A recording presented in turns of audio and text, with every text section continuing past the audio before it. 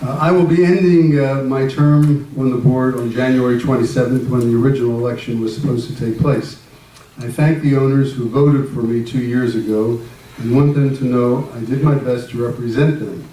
Not living here for 6 months limits my hands-on ability to do my job, but I try to stay connected and attend all board meetings wherever I was. Amongst my main accomplishments was recruiting good candidates for the board.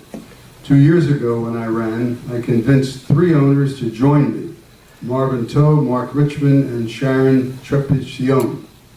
Once they agreed to run, I sent a direct mail to almost 500 owners asking them to vote for the slate. It worked, and we turned away a board of 4 appointed members who were unable to put together a budget for 2 years and caused the village to go into a deep operating deficit. Unfortunately, my running mates, once they got on board, decided to support the previous board members who remained and were set on retribution.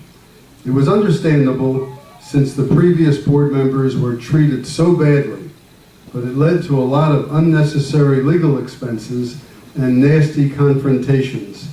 I tried to intervene, but was ignored and removed from the conversation, which is where I stand today. Last year, in an attempt to get back into the conversation, I recruited a few younger owners to run for the board, but did not invest much time into their campaign since I was already on the board.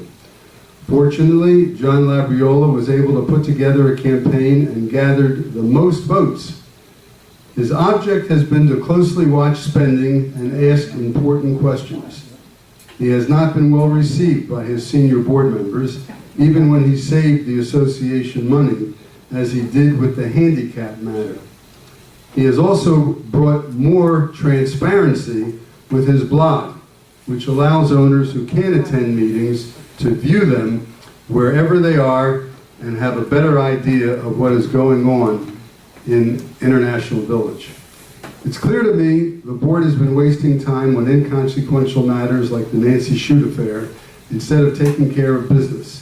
6 buildings have needed to be remodeled for the last 2 years.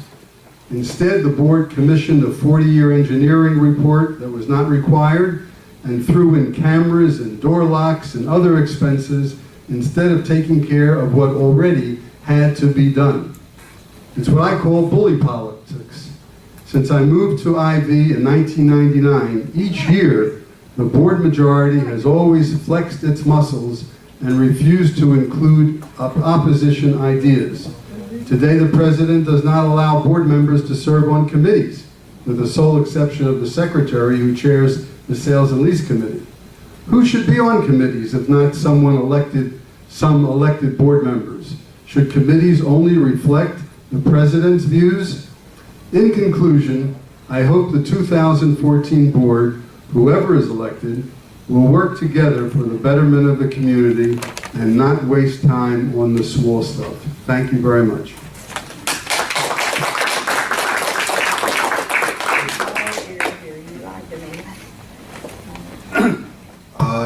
That concludes the agenda items. Now it is time for good and welfare. First is Doug Wolf.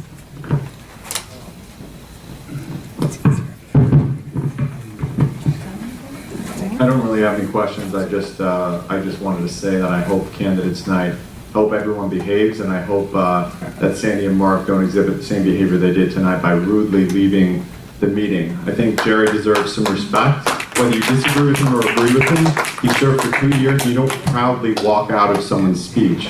You don't do that. It's just rude, very rude. I think he deserves an apology when they come back, and I hope they don't exhibit the same rudeness at candidates night with me and the other candidates they may disagree with. And it seems like they may. So that's all I have to say. Thank you, Doug. Next